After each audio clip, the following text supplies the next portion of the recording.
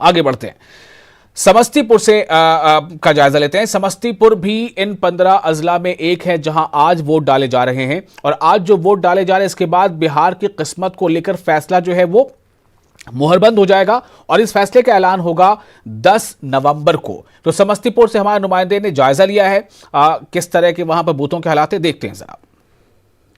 तंत्र की एक खूबसूरत तस्वीर आप देख सकते हैं, जहां पर अपने पुत्र वधू को साथ लेकर के एक सास पहुंची है, और ये निश्चित तौर पर कहीं ना कहीं एक बड़ा संदेश दे रही है। और हम सबसे पहले आपसे जानना चाहेंगे कि क्या कहेंगे इस मौके पर।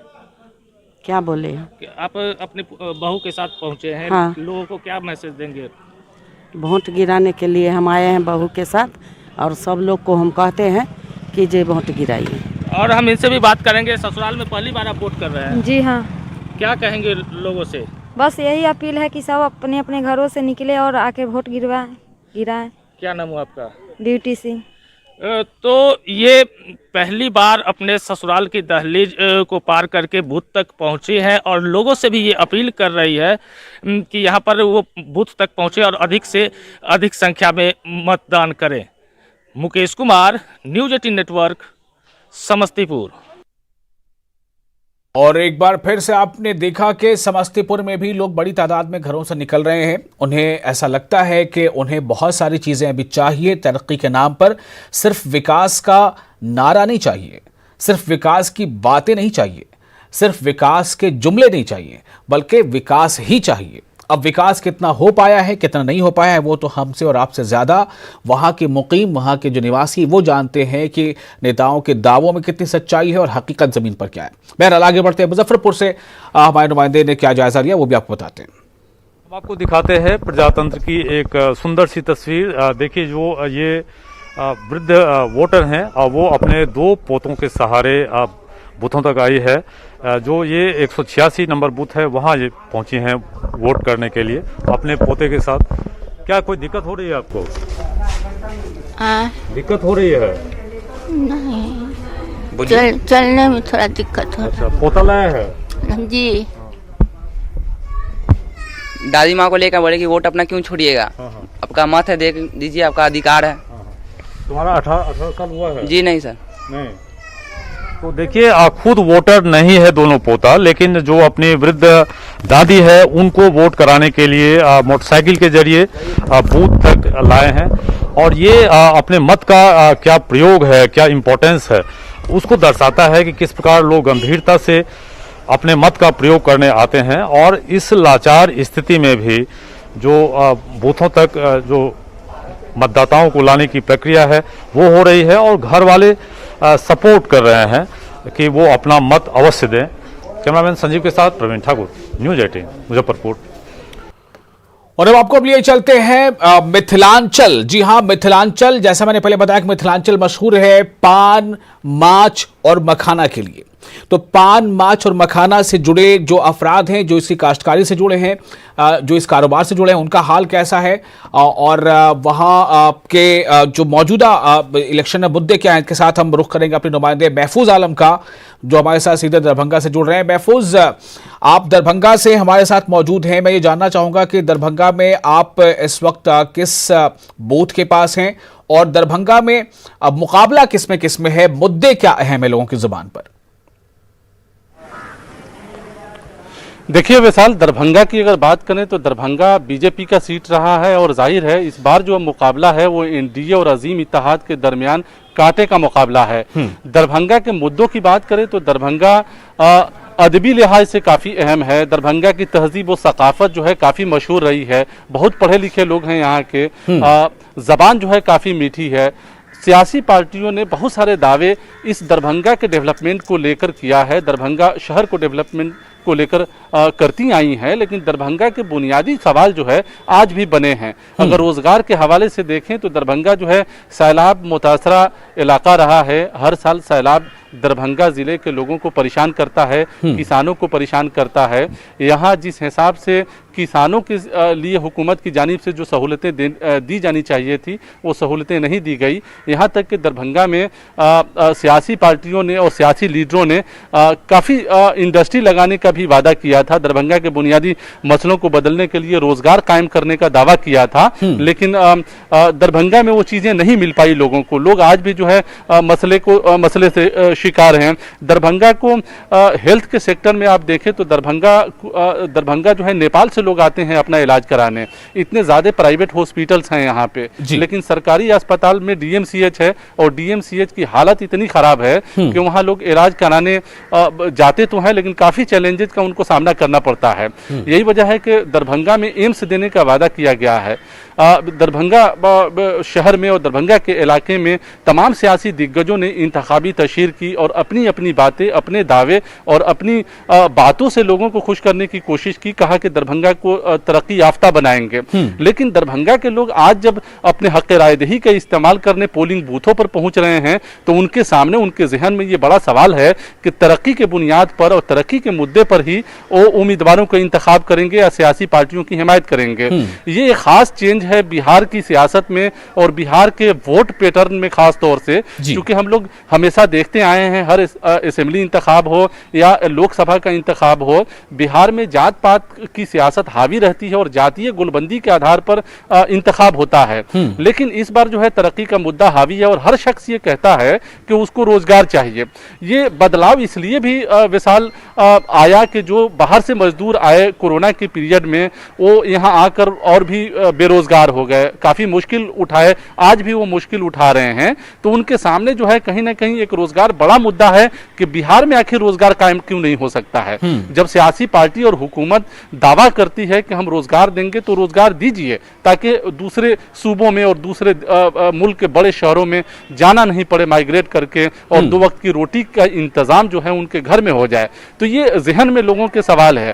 और एक सवाल ये भी है कि आपने बताया कि दरभंगा में एम्स का मामला, ये तो मुझे लगता है तकरीबन 5 साल हो गए जब से ये बातें चली आ रही हैं, और कई ऐसे मौके आए बीच में इंतखाबात के जब ये वादा किया गया। तो आखिर ये 5 साल पहले से सरकारें जो बातें कहती रही हैं उसकी जमीनी हकीकत है क्या? एम्स का कितना काम हो सका है? क्या जमीन भी उसके लिए उसकी निशानदेही हो चुकी है? क्या इमारत का काम शुरू हो गया है? क्या है उसकी अपडेट?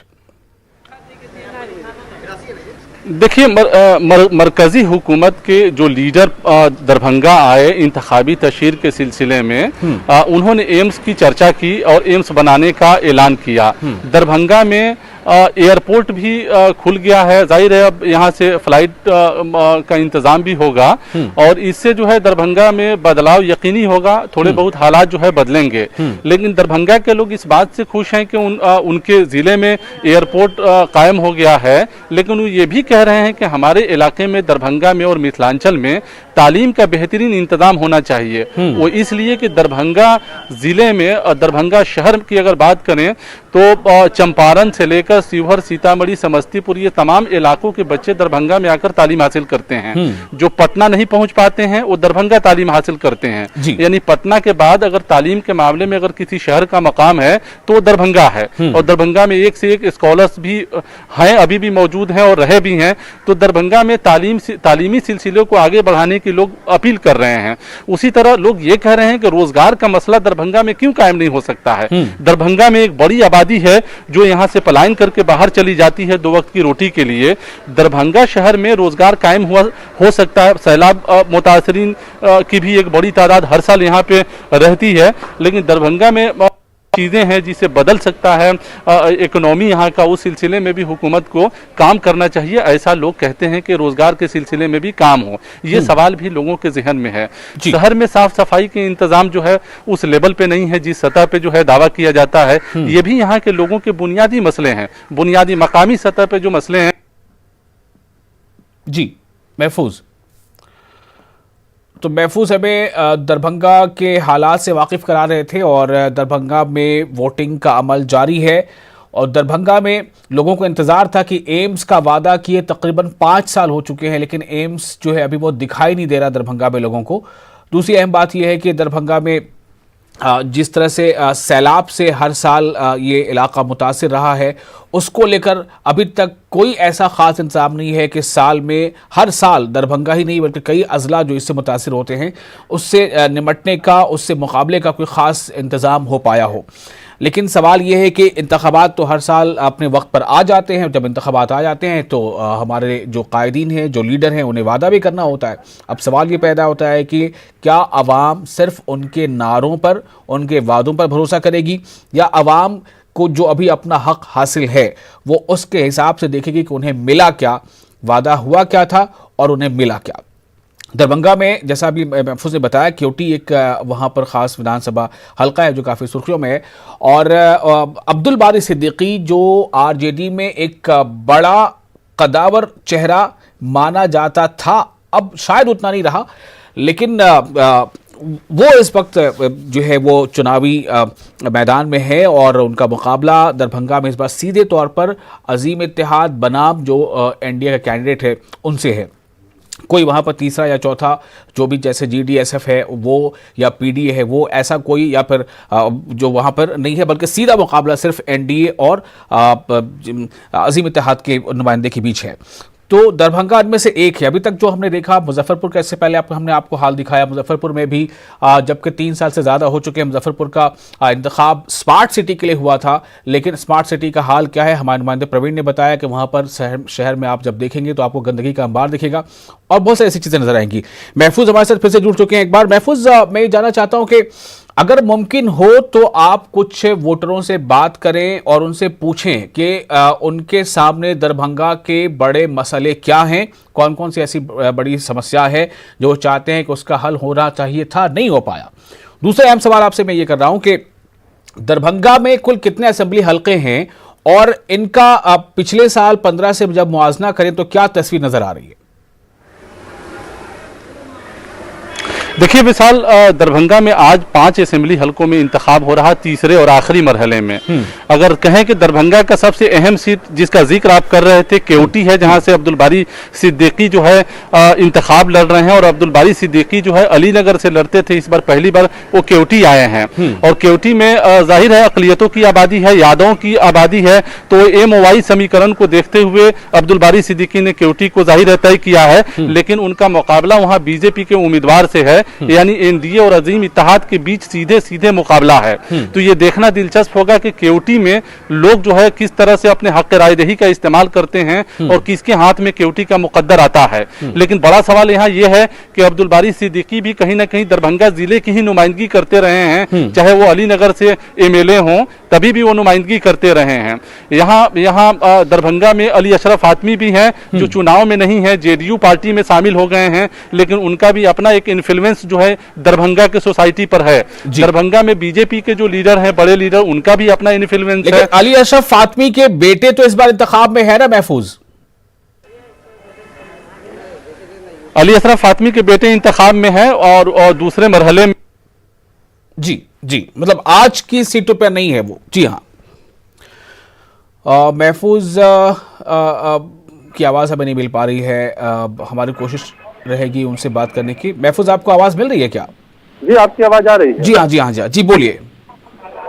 तो दरभंगा को अगर देखें तो दरभंगा में अली अशरफ फातमी, अब्दुल बारी सिद्दीकी और इन लीडरों को जो है नजरअंदाज नहीं किया जा सकता है। इनको जो है इन्फ्लुएंसर रहे हैं और कद्दावर लीडर मिथिलांचल के ये माने जाते हैं, तो वोटरों पर कहीं ना कहीं इनके असरात है।